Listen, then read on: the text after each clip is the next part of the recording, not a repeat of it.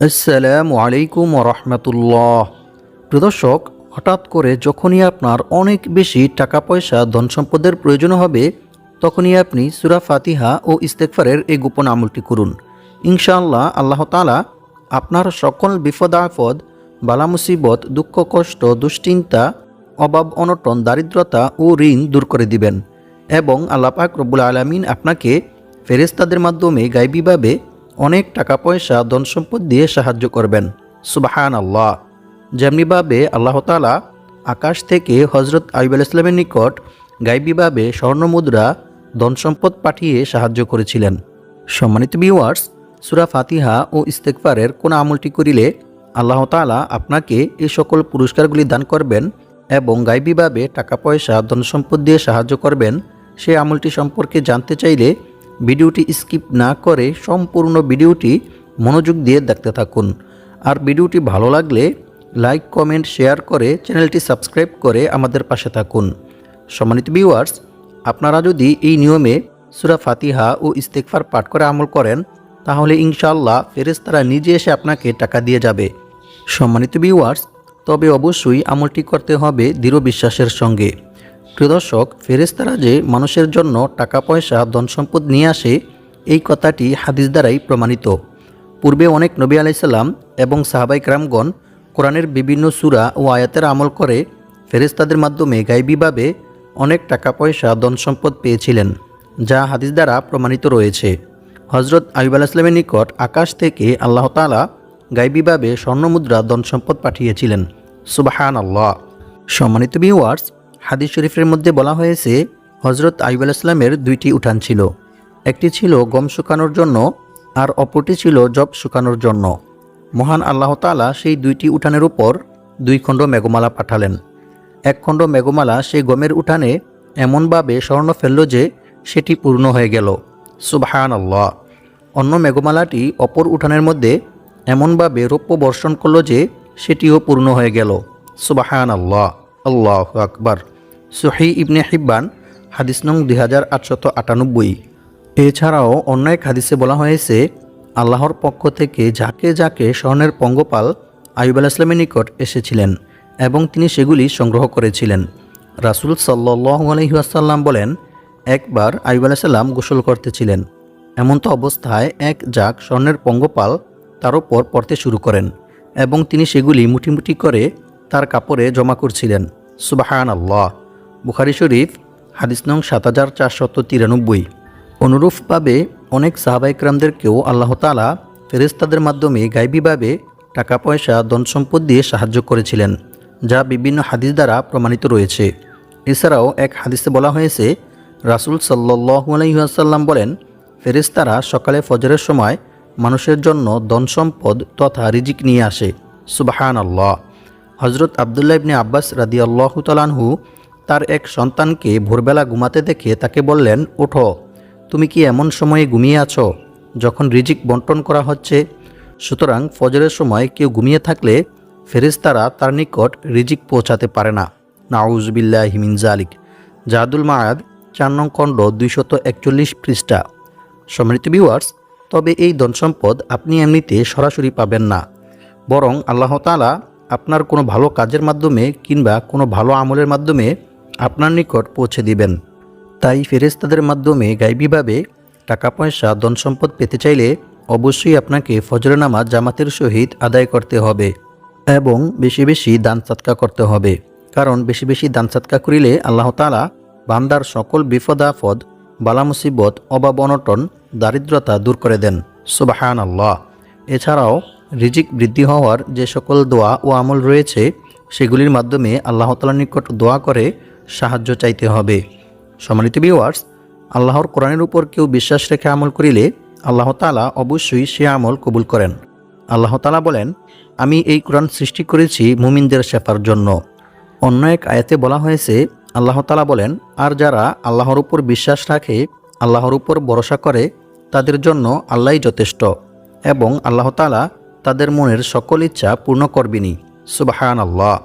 সুতরাং আপনারা সকল বিপদ আপদ, বালা মুসিবত, অভাব অনটন, দারিদ্রতা থেকে মুক্তি পেতে পারবেন যদি আপনারা দৃঢ় বিশ্বাস নিয়ে আল্লাহর কোরআনের বিভিন্ন সূরা পাঠ করে আমল করেন। সম্মানিত ভিউয়ার্স, সূরা ফাতিহার আমল কোরআন হাদিস দ্বারাই প্রমাণিত। যে কোনো রোগের জন্য কিংবা বিপদ আপদ, বালা মুসিবত, অভাব অনটনের জন্য এই সূরার আমল অনেক কার্যকরী। হযরত আব্দুল্লাহ ইবনে আব্বাস রাদিয়াল্লাহু তাআলা আনহু থেকে বর্ণিত, তিনি বলেন, সাহাবায়ে কেরামদের একটি দল একটি কুয়ার পার্শ্ববর্তী বাসিন্দাদের নিকট দিয়ে যাচ্ছিলেন। এমন সময় কূপের পাশে অবস্থানকারীদের মধ্য থেকে এক ব্যক্তিকে সাপে কাটলেন। অতঃপর কূপের কাছে বসবাসকারীদের মধ্য থেকে এক ব্যক্তি সাহাবায়ে কেরামদের নিকট এসে বললেন, আপনাদের মধ্যে কি জারফুক কর্নেওয়ালা কোনো ব্যক্তি আছেন? ওই কূপের কাছে একজন ব্যক্তিকে সাপে দংশন করেছে। তারপর সাহাবায়ে কেরামদের মধ্য থেকে আবু সাঈদ খুদরি রাদিয়াল্লাহু তাআলা আনহু তিনি সেখানে গেলেন। এরপর কিছু বকরির বিনিময়ে ওই ব্যক্তিকে সূরা ফাতিহা পাঠ করে জারফুক করলেন। ফলে ওই ব্যক্তি সুস্থ হয়ে গেল। সুবহানাল্লাহ, আল্লাহু আকবার। বুখারী শরীফ, হাদিস নং 5737। সম্মানিত ভিউয়ার্স, সূরা ফাতিহা ও ইস্তেগফারের এই আমলটি করার ফলে আপনার জীবনে যত টাকার প্রয়োজন তার চাইতেও বেশি টাকা ফেরেশতারা এসে আপনাকে দিয়ে যাবে। কারণ এটি কোনো সাধারণ আমল নয়, বরং এটি হচ্ছে সূরা ফাতিহা ও ইস্তেগফারের আমল। সম্মানিত ভিউয়ার্স, সূরা ফাতিহা ও ইস্তেগফারের যে সকল পুরস্কার ও উপকারিতার কথা কোরআন হাদিস শরীফের মধ্যে বলা হয়েছে তা আপনারা জানলে অবাক হয়ে যাবেন। ইস্তেগফার পাঠ করিলে যে শুধু গুনাহ মাফ হয় এমনটা নয়, বরং আল্লাহ তাআলা বান্দার তাওবা ইস্তেগফারের মধ্যে রেখেছেন অসংখ্য অগণিত উপকার ও পুরস্কার। সুবহানাল্লাহ, আল্লাহু আকবার। সম্মানিত ভিউয়ার্স, ইস্তেগফার পাঠ করিলে আল্লাহ তাআলা আপনার গুনাহ মাফ করার পাশাপাশি আপনাকে অসংখ্য অগণিত পুরস্কার দান করবেন। সুবহানাল্লাহ। কোরআন এবং হাদিসের মধ্যে ইস্তেগফার পাঠ করার এরকম 15টি পুরস্কারের কথা বলা হয়েছে। আল্লাহু আকবার। সম্মানিত ভিউয়ার্স, ইস্তেগফার পাঠ করার প্রতি গুরুত্ব দিয়ে মহান আল্লাহ তাআলা পবিত্র কোরআনের মধ্যে বলেন, ইল্লা মান তাবা ওয়া আমানা ওয়া আমিলা আমালান সালিহা ফাউলাইকা ইউবাদদিলুল্লাহু সাইয়্যাতিহিম হাসানাত ওয়া কানাল্লাহু গফুরার রহিমা। অর্থ, তবে যে ব্যক্তি তাওবা করে ঈমান আনে এবং সৎকর্ম করে, পরিণামে আল্লাহ তাআলা তার পূর্বের গুনাহগুলিকে নেকি দ্বারা পরিবর্তন করে দেন। সুবহানাল্লাহ, আল্লাহু আকবার। আল্লাহ তাআলা অতি ক্ষমাশীল ও পরম দয়ালু। সূরা ফুরকান আয়াত নং 70।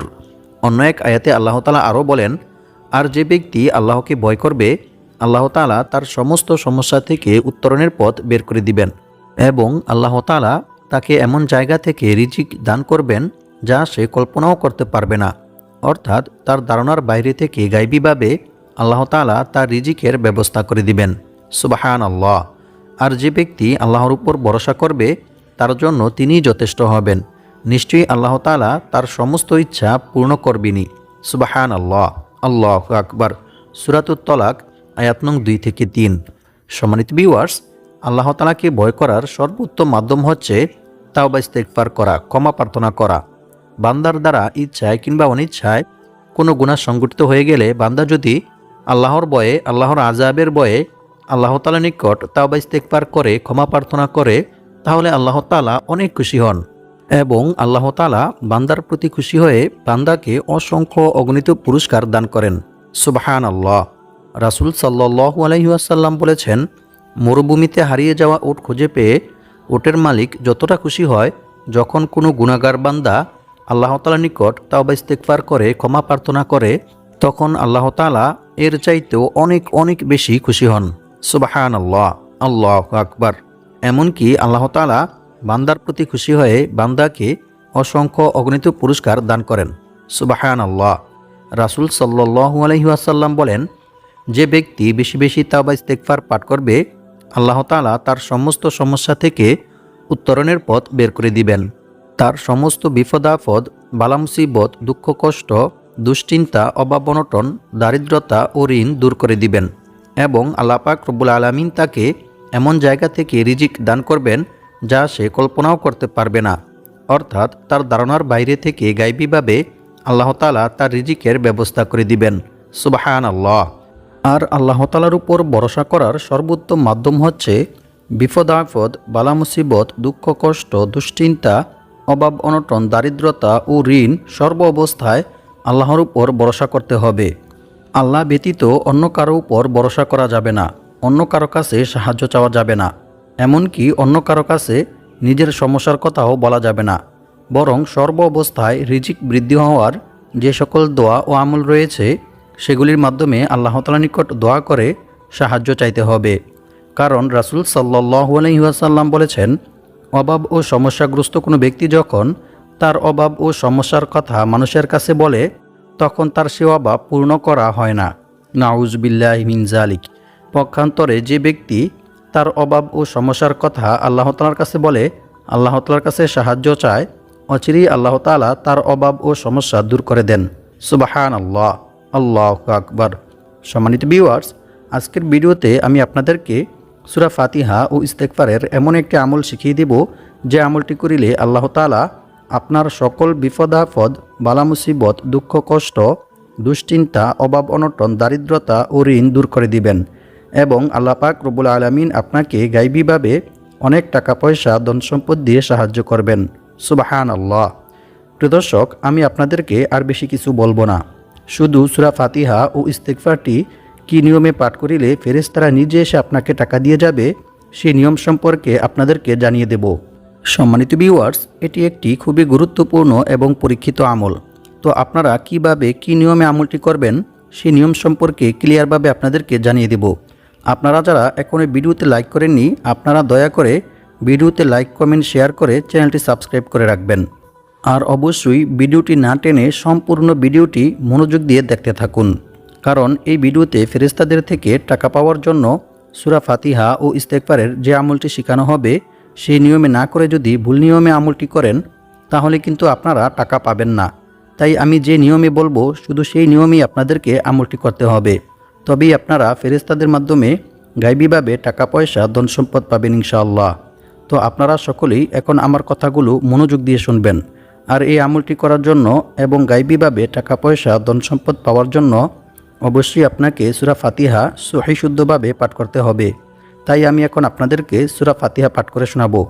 আপনারা আমার থেকে শুনে শুনে সহিহ শুদ্ধভাবে সূরা ফাতিহাটি শিখে নেবেন। আউযু বিল্লাহি মিনাশ শাইতানির রাজীম। বিসমিল্লাহির রহমানির রহিম। আলহামদুলিল্লাহি রাব্বিল আলামিন। আর রহমানির রহিম। মালিকি ইয়াউমিদ্দিন। ইয়্যাকা না'বুদু ওয়া ইয়্যাকা নাস্তাঈন। ইহদিনাস সিরাতাল মুস্তাকিম। সিরাতাল লাযীনা আন'আমতা আলাইহিম গায়রিল মাগদুবি আলাইহিম ওয়ালাদ-দাল্লিন। আমিন। সম্মানিত ভিউয়ার্স, তো আশা করছি আপনারা সকলেই সূরা ফাতিহার তিলাওয়াতটি শুনেছেন। তো এখন বলে দিব ফেরেশতাদের থেকে টাকা পাওয়ার জন্য সূরা ফাতিহা ও ইস্তেগফারটি আপনারা কী নিয়মে পাঠ করবেন। আমলটি করার জন্য অবশ্যই আপনাদেরকে প্রথমে ওযু করে পাক পবিত্র হয়ে প্রস্তুতি গ্রহণ করতে হবে। প্রিয় দর্শক, আপনারা হয়তো ভাবছেন এই আমলটি আপনারা কোন সময়ে করবেন এবং কী নিয়মে করবেন। চিন্তার কোনো কারণ নেই, সেই সম্পর্কেও আমি আপনাদেরকে জানিয়ে দেব ইনশাআল্লাহ। সম্মানিত ভিউয়ার্স, আমলটি করার জন্য প্রথমে আপনারা ওযু করে পাক পবিত্র হয়ে একটি পরিষ্কার পরিচ্ছন্ন পাক পবিত্র জায়গায় যাবেন। এর জন্য আপনি যে কোনো জায়গায় যেতে পারেন, সেটা হতে পারে আপনার বাসায় কিংবা মসজিদে। তবে শর্ত হচ্ছে জায়গাটি পাক পবিত্র, পরিষ্কার পরিচ্ছন্ন কিনা সেই দিকে লক্ষ্য রাখতে হবে। তারপর আপনারা সেই জায়গায় গিয়ে বসবেন। অতঃপর কয়েকবার ইস্তেগফার এবং দুরূদ শরীফ পাঠ করবেন। আমি আপনাদেরকে যে দুরূদ পাঠ করে শোনাবো সেই দুরূদটি আপনাদেরকে পাঠ করতে হবে এবং আমি যে ইস্তেগফারটি পাঠ করব আপনাদেরকেও সেই ইস্তেগফারটি পাঠ করতে হবে। আর আমলটি আপনারা সবাই করতে পারবেন। যাদের অনেক টাকার প্রয়োজন আছে তারাও করতে পারবেন এবং যাদের অনেক টাকা আছে তারাও করতে পারবেন। আর যদি পারেন জায়নামাজ বিছিয়ে নেবেন এবং তার উপরে বসে আমলটি করার চেষ্টা করবেন। তবে জায়নামাজটি পাক পবিত্র, পরিষ্কার পরিচ্ছন্ন কিনা সেদিকেও লক্ষ্য রাখবেন। আর যদি কারো বাসায় জায়নামাজ নাও থাকে তাহলেও সমস্যা নেই, আপনারা পরিষ্কার পরিচ্ছন্ন পাক পবিত্র একটি জায়গায় বসে আমলটি করবেন।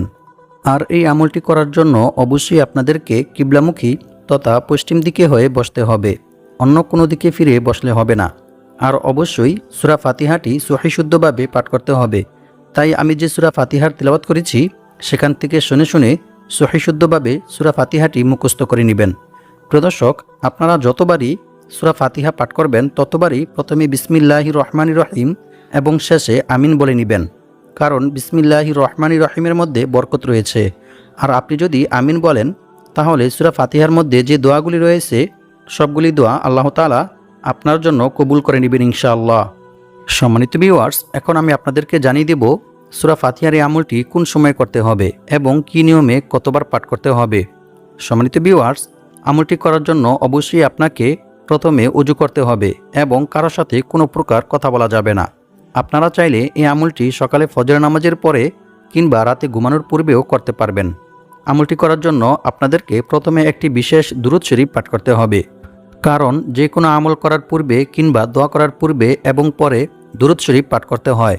রাসূল সাল্লাল্লাহু আলাইহি ওয়াসাল্লামের উপর দুরূদ পাঠ না করা হলে কোনো দোয়া বা আমল আল্লাহ তাআলার দরবারে পৌঁছায় না, তা আসমান ও জমিনের মধ্যবর্তী স্থানে ঝুলন্ত অবস্থায় থাকে। আল্লাহ তাআলা তা আড়াল করে রেখে দেন। নাউযু বিল্লাহি মিন যালিক। তাই অবশ্যই আমলটি কবুল হওয়ার জন্য আপনাকে প্রথমে একটি দুরূদ শরীফ পাঠ করতে হবে। দুরূদ শরীফটি হচ্ছে আল্লাহুম্মা সাল্লি ওয়া সাল্লিম আলা নাবিয়্যিনা মুহাম্মদ। এই দুরূদ শরীফটি আপনাকে ৮১ বার পাঠ করতে হবে। এরপর একটি ছোট্ট ইস্তেগফার পাঠ করবেন। ইস্তেগফারটি হচ্ছে লা হাওলা ওয়ালা কুওয়াতা ইল্লা বিল্লাহ। এই ইস্তেগফারটি ১০০ বার পাঠ করবেন। এরপর আরও একটি ইস্তেগফার পাঠ করবেন।